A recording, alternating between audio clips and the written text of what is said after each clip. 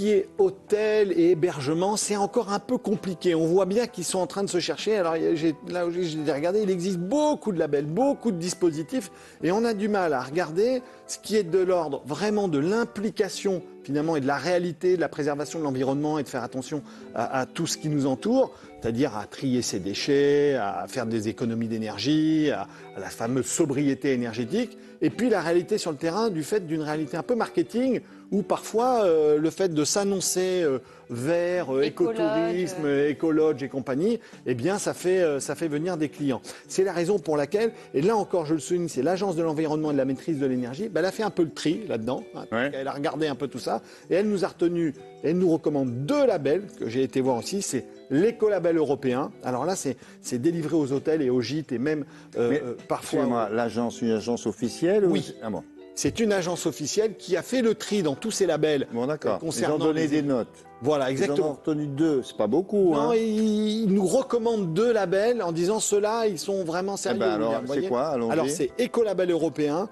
Et là aussi, c'est hôtel, gîte, camping et même village de vacances. Ce label-là, et là, c'est des candidats. Donc, vous devez répondre à un certain nombre de critères. 1, la réduction de la consommation d'eau.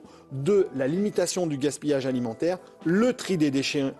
La source d'énergie renouvelable et tout ce qui s'ensuit. C'est contrôlé tous les 2 ans. Il y a 200 établissements qui sont sur ce label. Deuxième label, le label Clé Verte. C'est un label danois. Je ne connaissais pas, mais j'ai découvert ça. Là, c'est différent. C'est des jurys, ce sont des experts de l'environnement qui viennent juger votre projet d'hébergement touristique. Ils sont danois. Ils sont danois, ils sont assez carrés, parce que je vous dis, il y a à la fois la sobriété énergétique. C'est accepté en France. Oui, c'est un label d'origine danoise. Oui, il ne faut pas aller au Danemark pour pouvoir bénéficier du label. Mais vous avez raison de le préciser. Donc là, c'est sobriété énergétique, limitation du gaspillage, tout ça on est d'accord. Mais ils ont un paramètre que j'ai trouvé très intéressant, c'est qu'ils ont un critère de préservation de la faune et de la flore. C'est-à-dire qu'ils s'attachent à savoir si votre hébergement aussi s'intègre bien dans l'environnement qui est le vôtre. Bon. C'est pas mal. On va aborder un dernier sujet. Alors, vous allez voir qu'on revient dans l'actualité là, de ces jours-ci. Je sens la question. C'est encore toujours... voilà. Est-ce qu'il faut renoncer à l'avion ou réduire ses déplacements en avion quand ce sont des courts déplacements? Ça va? Oui, c'est exactement ça. Et là, la réponse est oui, bien évidemment. Dès que vous pouvez privilégier sur des trajets courts un autre mode de transport que l'avion, c'est bien. Et en particulier le train. Ce qui est assez aberrant aujourd'hui, c'est que parfois sur des trajets courts, ça coûte beaucoup moins cher d'aller en avion qu'en train.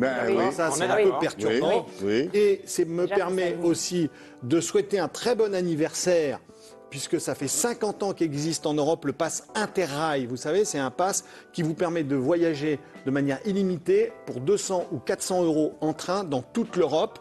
Et souvent, ça dure entre 1 et 3 mois. C'est absolument incroyable. Je peux le souligner, petit clin d'œil à mon fils Mathéo qui l'a testé cet été. Il en était absolument ravi. Oui, il est parti un peu plus d'un mois. Pour faire plaisir à papa. Évidemment, pour la chronique. Il dit, papa, je vais tester un truc pour ton boulot. Là. Exactement. C'est qu'il n'y a pas assez de communication là-dessus. Et là, ça fait 5 ans, mais vraiment pour les jeunes, allez-y, c'est extraordinaire. Parce que ça permet de s'ouvrir et de découvrir l'Europe. Et il a passé un été délicieux grâce au pass Interrail. L'avion, moins, mais si vous voulez aller voir des kangourous, il vaut mieux. L'avion, voilà. Il faut vraiment cibler les longues distances avec moins de fréquence. Je vais transmettre à des copains du PSG. Alors, une dernière question, c'est pas fini.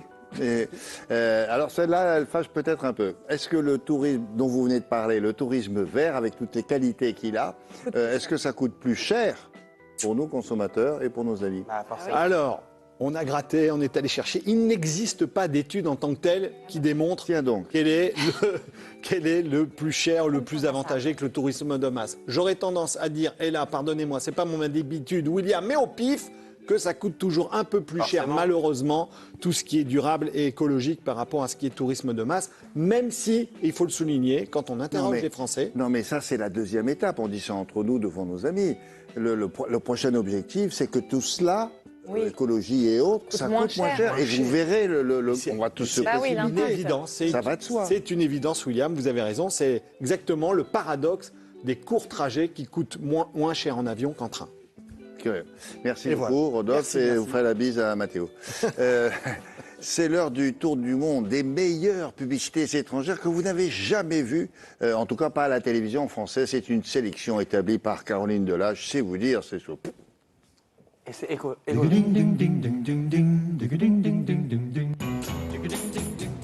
C'est une liste très haut de gamme, hein, vous allez voir.